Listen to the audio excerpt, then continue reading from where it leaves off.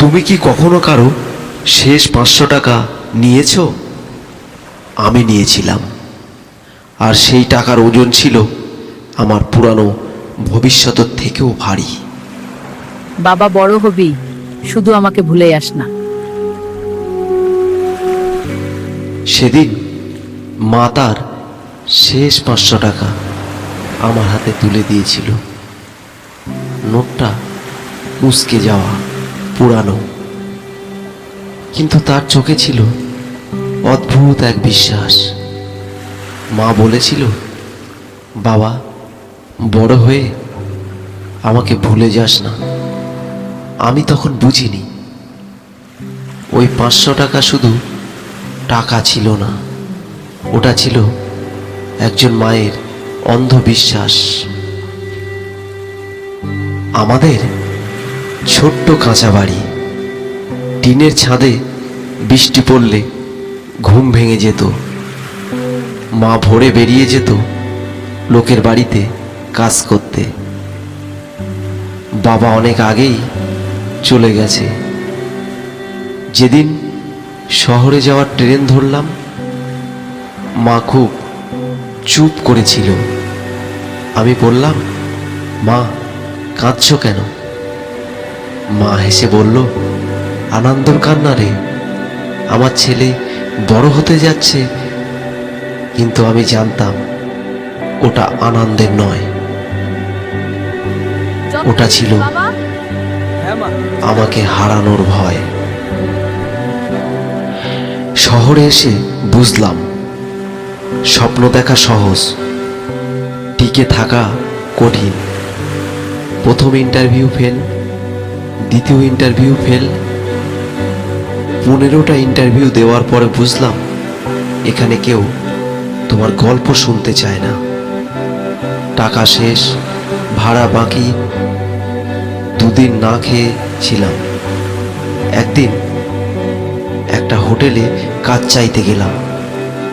Manager আমার certificate দেখে বলল, ডিগ্রি থাকলে মানুষ বড় হয় না।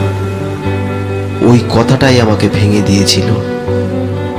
রাতে স্টেশনে বসে ভাবছিলাম সব ছেড়ে বাড়ি ফিরে যাই। হঠাৎ ফোনে কল আসলো। স্ক্রিনে লেখা মা। মা বলল, বাবা, কেমন আছিস? আমি বললাম, ভালো আছি। মা একটু চুপ করে থেকে বলল, টাকা শেষ হয়ে গেলে বলিস, আমি আর একটা বাড়িতে কাজ ধরব। আমার গলা শুকিয়ে গেল, কারণ আমি জানতাম মা ইতিমধ্যে সকাল থেকে রাত পর্যন্ত কাজ করে। সেদিন বুঝলাম আমি হারতে পারি না, কারণ আমার হার মানে মায়ের হার।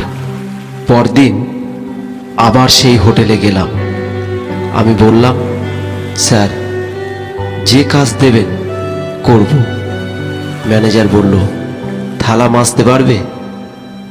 আমি মাথা নিচু করে বললাম, পারবো। সেদিন থেকে আমার নতুন যুদ্ধ শুরু। হাত কেটে যেত, গরম জলে চামড়া উঠে যেত, লোকজন হাসতো, কিন্তু আমি শিখেছিলাম। রান্নাঘরে দাঁড়িয়ে শেফেদের কাছ থেকে দেখতাম, রাতে মোবাইলে ভিডিও দেখে রান্না শিখতাম। প্রতিদিন 50 টাকা করে জমাতাম। আমি জানতাম আজ থালা মাজছি, কাল নিজের দোকানে দাঁড়াবো। 5 বছর কেটে গেল। আজ আমি একটা ছোট্ট রেস্টুরেন্টের সামনে দাঁড়িয়ে আছি। বোর্ডে লেখা মায়ের আশীর্বাদ। আমি কাউকে কিছু বলিনি, শুধু মাকে গ্রাম থেকে নিয়ে চলে এসেছি। মা ভেবেছিল আমি এখনো লোকের দোকানে চাকরি করি। দরজার সামনে লাল ফিতা বাঁধা। মা জিজ্ঞাসা করলো, এখানে কেন এনেছিস? আমি মায়ের হাতে কাঁচি ধরিয়ে দিলাম। আজ তোমার দোকান উদ্বোধন। মা অবাক, চোখ ভিজে উঠল। আমি মায়ের পায়ে হাত দিয়ে বললাম, সব শুরু হয়েছিল তোমার সেই শেষ 500 টাকা। তুমি বিশ্বাস করেছিলে যখন দুনিয়া হেসেছিল। মা কাঁদতে কাঁদতে বলল, আমি তো শুধু চেয়েছিলাম তুই ভালো থাকিস। দরজা খুলল। ভেতরের দেয়ালে একটা ফ্রেম, পুরানো মুচকে যাওয়া একটি 500 টাকার নোট, নিচে লেখা শুরু মায়ের শেষ 500 টাকা।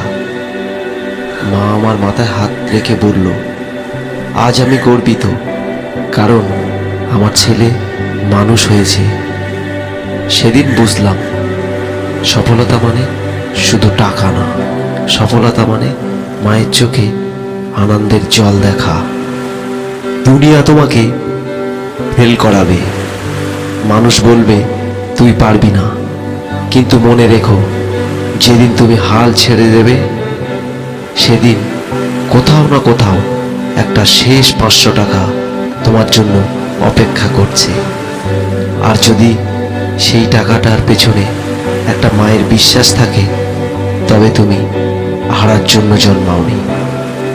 এই গল্পটা যদি তোমার মায়ের কথা একবারও মনে করিয়ে দেয়, তোমার কাছে তোমার মায়ের জন্য অনুরোধ, একটি লাইক কমেন্ট করে যাবে।